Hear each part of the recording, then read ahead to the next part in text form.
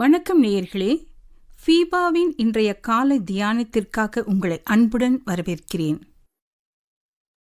கிறிஸ்துவுக்குள் மிகவும் பிரியமான சகோதர சகோதரிகளே, ஆண்டவராகிய இயேசு கிறிஸ்துவினுடைய ஒப்பில்லாத நாமத்தில் உங்களை அன்போடு வாழ்த்துகிறேன். கிறிஸ்துமஸ் காலம் எல்லாருக்கும் மகிழ்ச்சி தருகிற ஒரு காலம்.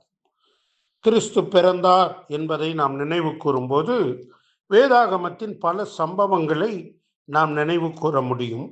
பழைய ஏற்பாட்டில் ஆண்டவர் நிழலாட்டமாக பல காரியங்களை முன்னதாகவே நிகழச் செய்திருக்கிறபடியால் அந்த நிகழ்வுகள் எல்லாம் இயேசு கிறிஸ்துவுடைய பிறப்பின் மூலமாக அது உறுதிப்படுத்தப்பட்ட நிஜமான சம்பவங்களாக நாம் அறிந்து கொள்ள ஒரு வாய்ப்பாக இருக்கிறது.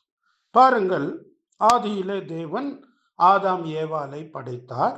அதற்கு பின்பு பூமியிலே மனுக்குலம் பெருகினது.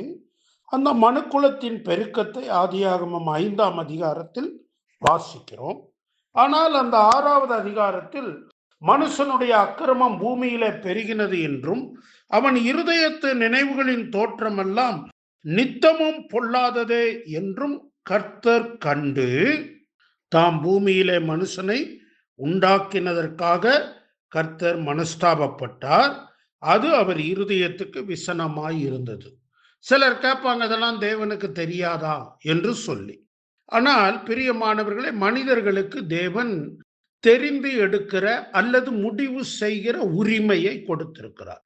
வில் பவர் என்று சொல்லுகிறோம் அல்லவா? அந்த உரிமையிலே அவர் தன்னுடைய மூக்கை நுழைத்து கொள்ளாமல், அந்த உரிமையிலே அவர் தலையிடாமல், மனிதன் தன்னுடைய இஷ்டத்தின்படி தீர்மானிக்கிற அந்த உரிமையை மனிதனுக்கு கொடுத்திருக்கிறார். அதன் விளைவாகத்தான் மனிதன் பாவம் செய்யும் போது அவர் போய் தடுத்து நிறுத்தவில்லை, அவனுக்கு முன்னதாக எச்சரிப்பு கொடுத்தார். அவனோ பாவம் செய்தான். பின்னர் மக்கள் பூமியிலே பலுகி பெருகி பூமியை நிரப்ப ஆரம்பித்தார்கள். ஆனால் அப்போதும் மனிதன் அக்கிரமம் செய்கிறான்.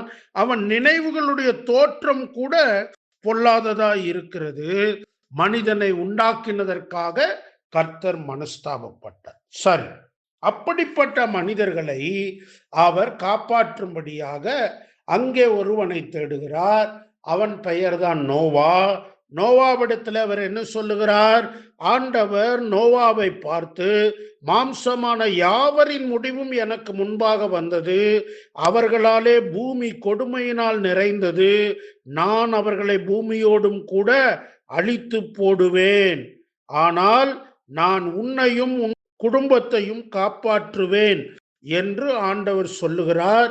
ஒரு பேழையை செய்யும்படி சொல்லுகிறார். பிரியமானவர்களே, கடைசி காலத்திலே இயேசுவை விசுவாசிக்காமல் அநேகர் இந்த அழிவை அடைவார்கள் என்பதற்கு அடையாளமாக ஒரு நிகழ்ச்சியாகத்தான் நோவாவின் காலத்திலே பேழை செய்யப்பட்டது. பிரியமானவர்களே, நம்முடைய வாழ்க்கையிலே ஆண்டவராகிய இயேசு கிறிஸ்து கொடுத்திருக்கிற இந்த எச்சரிப்பின் செய்தியை நாம் உணராமல் இருந்தால், நோவாவின் காலத்தில் எப்படி ஜனங்கள் அந்த தண்ணீரினால் அழிந்தார்களோ அதே போல இறுதியிலே நரக தண்டனையிலே ஜனங்கள் போவார்கள். ஏனென்றால் தேவன் நீதியுள்ள தேவன். அதே வேளையில் நோவா செய்த அந்த பேழை தேவனுடைய சபைக்கு அடையாளமாக, கிறிஸ்து கொடுக்கிற ரட்சிப்புக்கு அடையாளமாக இருக்கிறது. யாரெல்லாம் கிறிஸ்துவை விசுவாசித்து அண்டிக் கொள்ளுகிறார்களோ அவர்கள் எல்லாரும் ஆண்டவர் கொடுக்கிற ரட்சிப்பை பெற்று கொள்ளுகிறார்கள், பாதுகாப்பா இருக்கிறார்கள் என்பதற்குத்தான் இது அடையாளமாக இருக்கிறது. பிரியமானவர்களே, நம்முடைய வாழ்க்கையிலே கடவுள் கொடுத்திருக்கிற இந்த ரட்சிப்பை நாம் பரிபூரணமாய் நம்புகிறோமா? கிறிஸ்து தன்னையே தியாகமாக பிதாவை விட்டு பூமிக்கு வந்து 33 வருடங்கள் மனிதனாக வாழ்ந்து தன்னுடைய இனிய உயிரை சிலுவையிலே கொடுத்து நம்மை மீட்டு கொள்ள தன்னையே பலியாக்கினாரே. அவரை நாம் விசுவாசித்தால் அன்று நோவாவும் அவருடைய குடும்பமும் பேழையிலே காப்பாற்றப்பட்டது போல நாமும் கிறிஸ்துவினால் காப்பாற்றப்படுவோம். ஆனால் கிறிஸ்துவை நம்பாமற் போனால் அங்கே திரளான மக்கள் பூமியிலே அந்த தண்ணீரிலே அழிந்தது போல, அப்படி விசுவாசியாத மக்களும் நரக ஆக்கினையிலே பங்கடைவார்கள் என்பதற்கும் கிறிஸ்து இயேசு கொடுக்க போகிற ரட்சிப்புக்கு முன் அடையாளமாகத்தான் நோவாவின் காலத்திலே ஆண்டவர் அந்த பேழையை ஏற்படுத்த சொன்னார் என்பதையும் நாம் புரிந்து கொள்ள முடிகிறது. பிரியமானவர்களே, கிறிஸ்துமஸ் காலத்தை நாம் நினைவு கூறுவதும் கொண்டாடுவதும் நல்லதுதான். ஆனால் கிறிஸ்துவின் மேல் உள்ள விசுவாசம் நமக்கு எப்படி உள்ளது? அவரே இரட்சகர், அவரே பாவங்களை மன்னிக்கிறவர் என்பதை விசுவாசிக்கிறோமா? நம்முடைய இருதயத்தில் இயேசுவை விசுவாசிப்போம்.